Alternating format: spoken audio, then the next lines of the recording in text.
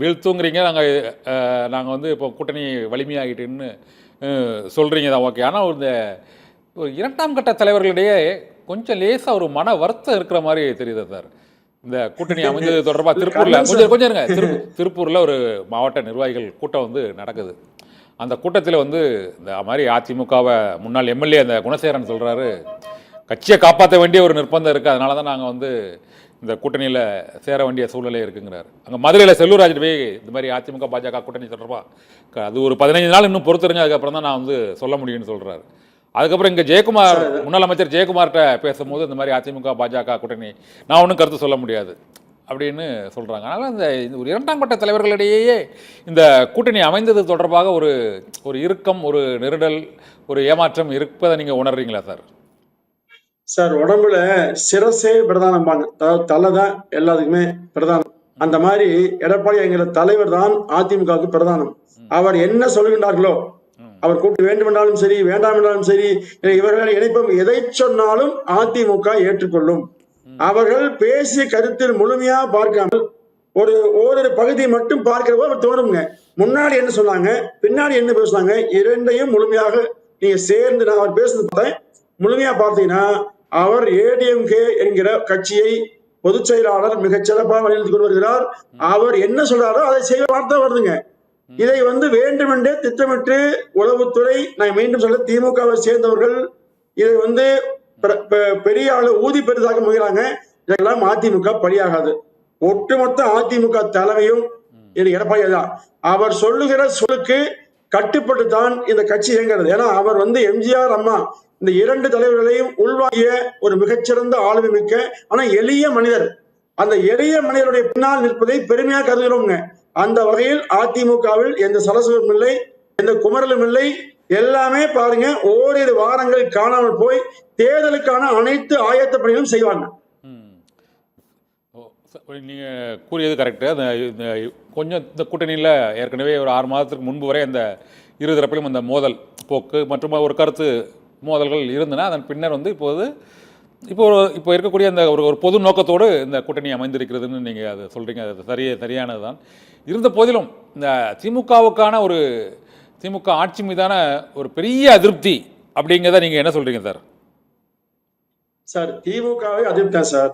திமுக முதலமைச்சர் ஸ்டாலின் அவர்கள் இந்த 5 ஆண்டுகள்ல மத்திய அரசோடு கடுமையாக மோதிக்கொண்டு எந்த நிதியும் வாங்கல, போராடி வாங்கவே இல்லை. 40 நாடாளுமன்ற உறுப்பினர்களை வைத்து சார் 40 நாடாளுமன்ற உறுப்பினர் வைத்துக் கொண்டு நெருக்கடி தராம தமிழ்நாடு உரிமைக்கு போராடாம, இங்க வெறுமனே அரசியல் மக்கள் மத்தியில் செய்யாம, பிரதமரமோ உள்துறை அமைச்சரமோ சென்று நெருக்கடி அளிக்காம, நிதிகளை பெறாமல் இன்றைக்கு வெறுமனே தமிழ்நாட்டு மக்களை வஞ்சிக்கிற செயலில் ஈடுபட்டிருக்காங்க. இது நிச்சயமாக ஆபத்தானது, அநியாயமானது. இந்த மக்கள் நீட் விளக்குன்னு சொன்னாங்க, ஏமாத்தினாங்க. மாணவர்கள் கல்வி கட்டணம் சொல்லி ஏமாத்தினாங்க. விவசாயிகளுக்கு கல்வி ரத்தினாங்க, ஏமாத்தினாங்க. இன்னும் சொல்லிக்கொண்டே போலாங்க. 1000 ரூபாய் பெண்களுக்கு கொடுத்து போட்டு 5000 ரூபாய் ஒரு குடும்பத்துல செலவு அதிகமான அளவுக்கு நிர்பந்தம் உருவாக்கிட்டாங்க. அப்போ சொத்துவரிலிருந்து அனைத்து பதிவும் உருவாக்கிட்டாங்க. எனவே இந்த அரசு மக்கள் விரோத அரசு. வருகிற 19ஆம் தேதி தமிழ்நாடு முழுவதும் மாணவரணி சார்பில் அந்த நீட் இதுல 22 மாணவி இறந்திருக்காங்க. கடந்த அதிமுக ஆட்சியில் ஒரு மாணவி இறந்துக்கு உலகமே ஒப்பாரி வச்சு பண்றது திமுக போராட்டம் பண்ணுச்சு. நாங்களாம் உண்மையில வேதனைப்படுறோம் அந்த மனைவி மறந்தது. அதை அரசியலாக்கி அதன் மூலமாக அரசமைத்தவர் ஸ்டாலின். இன்னைக்கு 22 மாணவிகள் இறந்த பிறகு கூட கொஞ்சம் கூட ஈவரக்கம் இல்லாமல் இன்னும் நீட் ரத்து என்று பொய் பேசி கொண்டிருக்கார். எனவே இந்த ஆட்சி மக்கள் விரோத ஆட்சி, மிக படுபாதகமான ஆட்சி, ஒட்டுமொத்த மக்களுக்கு எதிரான ஆட்சி. இந்த ஆட்சியை வீழ்த்துவோம் வீழ்த்துவோம் வீழ்த்துவோம். ஓகே, பொங்கல் பண்ணிட்டு நீங்கள் சொல்கிறீங்க அந்த நிதியை வாங்கலன்னு சொல்கிறீங்க. ஆனால் அவங்க அந்த நிதியை அவங்க கொடுக்கல, அதுதான் வந்து உண்மை. அந்த சமக்ர சிக்ஷா அபியான் திட்டத்திற்கான அந்த 2252 கோடி ரூபாய் நிதியை வந்து தேசிய கல்விக் கொள்கையை அமல்படுத்தினால் மட்டுமே நாங்கள் கொடுப்போம் என்று அந்த கல்வி அமைச்சர் தர்மேந்திர பிரதான் கூறுகிறார் என்று திமுக தரப்பில் கூறுகிறார்கள். அந்த பேட்டியை நம்ம பார்த்தோம். நீங்கள் அவங்க கொடுக்கறத அவங்க வேண்டான்னு சொல்லலை சார். தேசிய கல்விக் கொள்கைக்கு அந்த திட்டத்தை அமல்படுத்தினாதான் நாங்கள் கொடுப்போம்னு அவங்க சொன்னாங்க. அது ஒரு சொல்கிறாங்க. ஒன்று.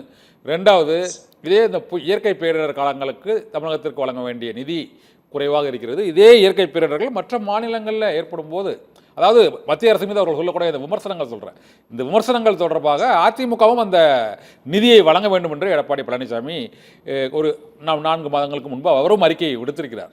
இந்த சூழ்நிலையில் நான் கேட்பது, மக்களிடையே பெரிய பாதிப்பை ஏற்படுத்தியிருக்கக்கூடிய அந்த அதிருப்தி என்ன, அது ஆட்சி அகற்றக்கூடிய அளவுக்கு இந்த கூட்டணிக்கு பலன் அளிக்குமா என்று தான் நான் கேட்கிறேன். சார் கண்ணன் சார், சட்ட ஒழுங்கு சீர்கட்டால் ஒவ்வொரு தனி மனிதனுக்கும் பாதுகாப்பு இல்லை. சரி, சட்டம் அரசு அதிகாரி பாதுகாப்பு இல்லை, காவல்துறைக்கு பாதுகாப்பு இல்லை, நீதித்துறைக்கு பாதுகாப்பு இல்லை, ஒட்டுமொத்தம் மக்களே முதல்ல பாதுகாப்பு இல்லாம வாழ்றாங்க. ஒண்ணு. இரண்டாவது, நிதியை பத்தி சொன்னீங்க. இப்ப நீங்க அதிமுக ஆட்சியில கொண்டு வந்த மாதிரி மருத்துவக் கல்லூரி, சட்டக்கல்லூரி, கால்நடை மருத்துவக் கல்லூரிகள், கால்நடை பூங்காக்கள், இந்த மாதிரி ஏதாவது பண்ணீங்களா? அவனாசி அதுக்கு மாதிரி ஏதாவது பண்ணீங்களா? 5 மாவட்டத்தை புதுசாக அதிமுக உருவாக்குனீங்களா? எதுவுமே இல்லை. அதே வெள்ள நிவாரணம் அதிமுக ஆட்சியிலும் பாஜக அரசு தரல. இதே நிலைமை அன்னைக்கு வந்தாங்க. ஆனா மாநில அரசின் நிதியை கொண்டு சிக்கனமாக அரசை நடத்தி, அதே சமயத்தில் மக்களுக்கு வரி விதிக்காமல், அது கொரோனா காலத்துல சென்னை உட்பட பல மாவட்டங்கள்ல எந்த குடிநீர் தட்டுப்பாடும் இல்லாமல் மக்களுக்கு 2000 ரூபாய் பொங்கலுக்கு போனஸ் கொடுத்து, கொரோனாக்கு பணம் கொடுத்து, இப்படி மக்களை பாதுகாத்த அரசு அதிமுக. திமுக வெறுமனே வாயில பேசிக்கொண்டு மத்திய அரசு நிதி இல்லைன்னு சொல்லி மக்கள்கிட்ட பேசி என்ன பயங்க? நிதி தரவில்லை என்றால் உங்களுக்கு இருக்கிற 40 நாடாளுமன்ற உறுப்பினரை வைத்துக் கொண்டு பிரதமரை அணுகி ஏன் பண்ணல? அப்போ பிரதமர் வருகிற போதோ சந்திக்கிற போதோ நீங்கள் வெறுமனே உறவாக வைத்துக் கொண்டு பேசிவிட்டு வெளியில மக்களிடத்தில் நாடுவது ஏங்க? அப்போ இந்த நாடக கும்பலின் ஆட்சிக்கு ஒளிகட்டுகிற தேர்தல் தான் 2026 சட்டமன்ற பொதுத் தேர்தல். அதை அதிமுக எதிர்நோக்கிறது. நிச்சயமாக வெல்லும். வெல்லாவிட்டால் தலையெழுத்தை யாரும் மாற்ற முடியாது. சரி, பொங்கல் இப்போதைக்கு கூட்டணி ஆட்சி இல்லை அப்படிங்கிறதுல உறுதியா இருக்குல்ல சார் அதிமுக? சார், கூட்டணி ஆட்சி பற்றி எல்லாம் அதிமுக பேசவே இல்லை. ஊடகங்கள்ல வேண்டும் என்றே சில செய்தி போடுறாங்க. தயவு செஞ்சு நம்பாதீங்க. அதிமுக பொதுச் செயலாளரும் சரியாக பேசிட்டாங்க. அதுதான் நிதர்சனமான உண்மை. தேர்தல் நெருங்கிற போது பாருங்க, எல்லாவற்றுக்கும் விடை கிடைக்குங்க. கூட்டணி ஆட்சி இல்லை, நிச்சயமா இல்லை சார். கூட்டணி ஆட்சி நிச்சயமா இல்லை. எல்லா கட்சியும் அரவணைத்து மிகச்சிறப்பான ஆட்சி அதிமுக அளிக்குங்க. நீங்க அரவணைத்து சொல்றீங்க, கூட்டணி ஆட்சி இருக்கா இல்லையா? அரவணைத்துனா தமிழ்நாட்டுக்கு தேவையான திட்டங்களை பெற வேண்டும், நிதியை பெற வேண்டும், இந்த மாதிரி சொல்றேன். நீங்க பகமையோட நீங்க பிசிக கூட்டணி ஆனா பகமை, கம்யூனிஸ்ட் கூட்டணி ஆனா பகமை, மதிமுக பிரச்சனை கூட்டணி ஆனா மகனே அழுதாரு. இந்த மாதிரி எல்லாம் இல்லாமல் எல்லோரும் ஒருமித்த கருத்தோடு தமிழ்நாட்டின் வளர்ச்சி, தமிழ்நாட்டினுடைய மேன்மை, இதற்காக உழைக்கிறவர்கள் எல்லாம் அரவணைத்து அதிமுக தலைமையில் ஆட்சி அமைத்து மிகச்சிறப்பாக மக்களை வாழ்விக்கும். கூட்டணி ஆட்சியில ஒரு அரவணைப்பு ஆட்சின்னு சொல்றீங்க. நன்றி சார்.